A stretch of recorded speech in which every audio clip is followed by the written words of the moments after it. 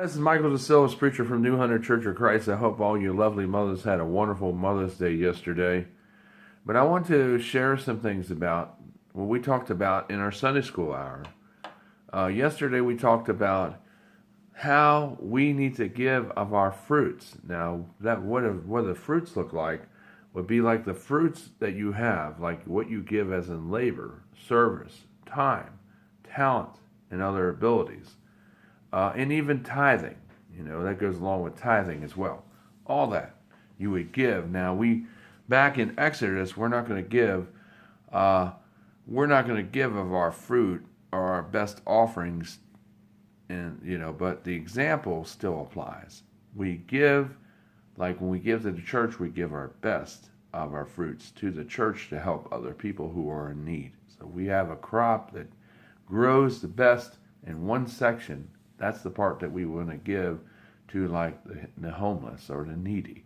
The best part of our crops, that's what we would give to the church so it could be used for the minister or the people in the church. They would use it and then they could give it to the needy and the homeless. So we give our best of our fruits that way. And and tithing also. It's like if you have a little pile over here and then somebody has a real big pile over there, so really a lot bigger, I mean they have a lot more, well then the more that you have, the more responsible you are with giving or tithing and what you do with your fruit. So if you're blessed with more, of course you're going to give more. It's just why God gives, God has given you more to be able to bless others. And that's true with your giving and tithing, and also what you give in monetarily, not just in money, but also in talent and service and time. And that area is avenues as well. That's where you can give your best fruits as well. And then at the end of the Sunday school hour, we talked about culture. Culture, like man-made culture is always based on systemically one's worldview. Like in America, we see death and killing as wrong. But if you were to go over to the Middle East, they may view it a little differently because it happens so commonly. Another example would be like, well, the waters in Colorado or say in Arizona with the Indian tribes out there are sacred. So therefore they argue and say it's sacred. But in America, the waters are there for people to use. See the difference in culture? There's differences there. So basically, what people used to do back 20 years ago is give out tracts in languages and drop them in different areas. But to see, the thing is what they were missing was the culture because they didn't have the culture mission in mind. They were dropping things, putting tracts in their language. That was great. But it wasn't from their cultural point of view or worldly view. Well, how they systemically, would read it. Because like the way I read John 3:16 is the way someone in Africa might read it, but may take something a little differently out of it because it's based on their cultural, worldly point of view. So when we're doing missions, we have to bear that always in mind. Whether we go to Hawaii, culture is going to be a little different than it is here because the culture is a little different. If we go to the Colorado Indian reservation out there, which is beautiful, but if we go out there, their culture is way different. If you ask a lot of Indians, they're going to say white people stole the land, and a lot of them think of us as outsiders or traitors, even to this very day. And that's how they see us culturally, because we came in and we invaded as invaders, and we took their land. And there's a lot of truth to that. But nowadays, we all got what is called cultural blend or mesh, because we live in a nation now where it's not just mainly Native Americans, but it's all types of different people, and all types of people that have their own cultural point of view, or worldly point of view. But the thing is that we have to mesh that all together so we can share the resources in a nation like this. That's called cultural intermeshing. It's a new term. It's a term, and that's what we do by doing that. And that's how we're able to be Americans. America is the melting pot of the world. And it really, when they say that, it's the truth because it is essentially the melting pot of the world. As people come from all over the world just to live here. And it's a wonderful place. It's a lot of things good about America, but there are a lot of bad things too that we need to work on and change to make it better. But I'm not going to talk about that in this video. Maybe in other videos down the road. But the thing is, we have to do what is called cultural modeling. Like when we go to Colorado, if we want to be able to be an effective preacher or minister or missionary over in Colorado, just right here in the United States, to go to the Indian reservation out there, we have to send people to be on the ground so we can model or integrate our cultural point of views into our lessons so that we can be more effective to see how they view the scriptures. Because when I read a passage like I referred to earlier, I alluded to it, it's going to be way different from the way they would read it, because their worldly point of view is different. And that's how we have to come across to be more effective. Because when God gave the Bible, He gave us all 66 books. And there was no culture attached to it. But man came along and said, hey, well, I believe this way, so therefore culture is going to be attached to it. So the way I read the Bible and the way I perceive things, like I was saying, like Muslims, when they hear about people getting killed and blown up and all, that's a tragedy. It's horrible. And you hear about slavery and people and women getting raped because that's their culture. Okay, I don't agree with that, but that's their culture. So when they read something, they're going to see it far differently than the way you read it, because their culture, that's a common occurrence every day, just about. Or where they're throwing homosexuals off the roofs of buildings and cutting the heads off of other Christian believers who are not Muslim. That's their culture identity, okay? But at the same time, the problem is when you normally go into a country, and these are what a lot of religious leaders and even missionaries have raised this point to me, that there's a problem that when Muslims come into a country, they tend to force their culture on the people where they go or where they come in to invade, or where they come in to live, to occupy. They tend to force their culture on people rather than integrating or modeling after our culture or any other country's culture, mind you. They tend to force their culture on the population in those countries where they come in. And see, it's like every time they put a mosque up, that means they claim that territory. And see, we have so many mosques. If you go around all through this country, there's more mosques today than there are churches. So that lets you know what is going on here. Because every time they do that, they're actually making claim or taking claim of that territory. Okay? And sorry about that. And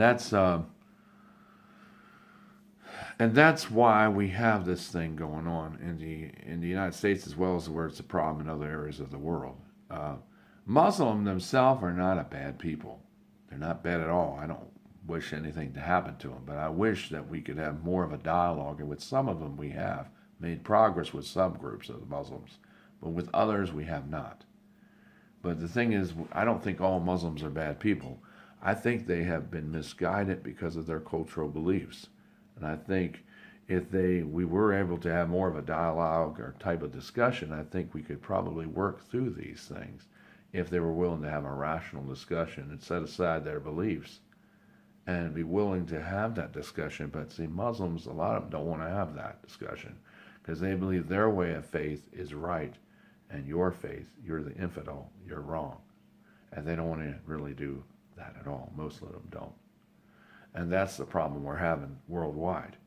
That's why all these killings are going on. It's like the stabbing attacks that we read about that happened just a couple days ago. Was in Germany, I think, right? Where all these people were stabbed. And that was in the news, and I didn't report it, but ISIS, it's a Muslim group, regime group, what we call the ISIS, which Obama helped find and fund and organize, by the way. I hate to tell you, but he did. Our former president actually is the one that actually got that group going with the funding and everything. And, and of course, some of the people in our country, in Congress and stuff, part of Obama's administration had a lot to do with that. That's why we're having this problem in the world with a lot of these things going on. And of course, there are Muslims that are very mad because they want to take over the world. They want people to be in fear because that's what they teach in the Quran. The Quran teaches these teachings. You read it. It does say that. And the thing is, if we're going to have a dialogue, we have to have an open discussion with Muslims. And we all have to work together because that's how God really wanted it to be. That's how God wanted it. He didn't want everybody to be controlled by certain people. No, God wanted the world and wanted all people to get along culturally together peacefully. And that includes Islam. All right? That's not just, everybody else. It's including the Muslims. Everybody has to get along with everyone. Another thing they passed, which is really disturbing and sort of scary. I just saw the news on Facebook. They want the government guidelines have changed it. They say not to question or be scared or be fearful of anyone wearing a burqa out there in public. You don't need to know who's behind the mask. Just trust them. And I don't like that. I don't wear a mask when I go out to the store or a burqa because it's like a mask. I don't think anyone should wear a mask out in public. I think if they want to wear their burqas, they can wear them in only worship settings, like in their mosque where they attend. If they want to be out in society as people, I think they need to really look at that, because if they're going to bend the guidelines here in this country for Muslims to wear burqas, then other people should be able to wear any type of mask over their head if they choose to, too, that aren't Muslim. So it seems like we have a lot of favoring. It seems like it. I'm not saying this is what's going on. There's a lot of favoritism going towards the Muslims that are in our country right now, and it seems like that's like that all over the world, because a lot of in our country it's not like that yet. But I think they want to go that route, that they want to take away freedom of speech to speak about it, and they want to arrest you for saying things about it, and that is so fundamentally wrong on so many levels, folks, because all of us have the right freedom. Everyone has the right freedom, the same freedom. And if we're going to be, tolerant, we all need to be tolerant, including Muslims, need to be tolerant of different religions. Because if they can't be, then they shouldn't be here living amongst us, because they're causing cultural, what they would call cultural chaos, because they're trying to force their culture rather than model or integrate with our culture. They're trying to force their culture systemically on the nation. And that's why the government is going in there and changing the guidelines. This is our government doing this for them. So if they wear burqas out in public, like at the store or out walking or driving a car, it's perfectly okay for them. But if you put a mask on that's covering your face, even though it's not a burqa, well, guess what? You get arrested. So, it's okay for them to wear a mask, but it's not okay for everyone else. I mean, to me, I don't think anyone should be wearing a mask of any kind out in public, because that's it. You can't see who they are. You don't know what their motives are. I mean, if they're in church, that's different. But if they're out walking around, they don't need to be wearing a burqa out in public. And even if it is their culture, that's their culture. They can do it in their house. They can do it at their mosque. They can do it when they meet together in their group. It's just like we have the KKK. They get together and they put on their outfits and they meet together in a group. But you don't see them wearing their outfits out in public and in the stores like you see Muslims doing that with their burqas. See, they do it in their groups, in their private meetings. The KKK does it. The Black Panthers do it. The white supremacists do it. But they're private. They're not walking around with their costumes on or the stuff that they wear with their affiliation on it in public, because that would cause turmoil or it would cause problems. Well, going around with a burqa on your face in time is going to cause problems for them. So I don't think it's a good idea to say, well, Let's just allow these Muslims to walk around with burqas in our country anywhere they want, and it's perfectly okay. Because I don't buy that. Because that doesn't look okay to me. Because if I can't wear a mask, and I don't want to wear a mask, because I'm proud to show my face, I don't have to hide behind an outfit or a mask or a burqa, to show who I am because my culture is different. Well, what about Christians' cultures? What about Catholic cultures? What about, what about Episcopalian, and what about Pentecostal cultures? What about all these other people? How come our cultures are being subverted just so Muslims can wear burqas out in public? That makes you wonder. That is not tolerance. That's going to cause problems, friction in this country. I think the government truthfully needs to re-examine those guidelines that they put out, and they need to really think about that, because maybe some people, that's what they want. They want a war in this country. But truthfully, I don't want a war in this country because of people walking around with burqas on their face. Because a lot of times when you see people wearing burqas, culturally, you can't trust them. I mean, that's just me. But walking in public like that, it's not a good thing in America. It's not going to rub well with the populace. I mean, I'm just telling you from a citizen and an evangelist, point of view, culturally, in America, that's not acceptable. But anyway, that's just some of the things going on. Like I said, back to the culture thing, we got to model after people's cultures. If we're going to be working with the Indians, or we're going to be working with Islam, we have to read their religion. We have to study their culture so we can integrate to be able to preach the gospel to them effectively. We have to be able to understand their point of view from the way they see things culturally. Because culture is what shapes our point of view, our worldly point of view of how we see and evaluate things around us. Because culture is a large part systemically of that. And that's what we have to do. So if we're going to be more effective preachers and evangelists and missionaries doing missional trips here in the United States to the Indian reservations or Mexico or going to other places in the world or even in Canada even, we need to understand what their culture is so we can preach from their point of view so we can see things more objectively and see it the way they see it so we can be more effective when we preach and teach in a foreign land. This is Michael De Silva's, just something to think about, an eye-opener on missions. Take care, everybody. Have a nice day, and God bless. I love you, everyone. We'll have more updates coming up.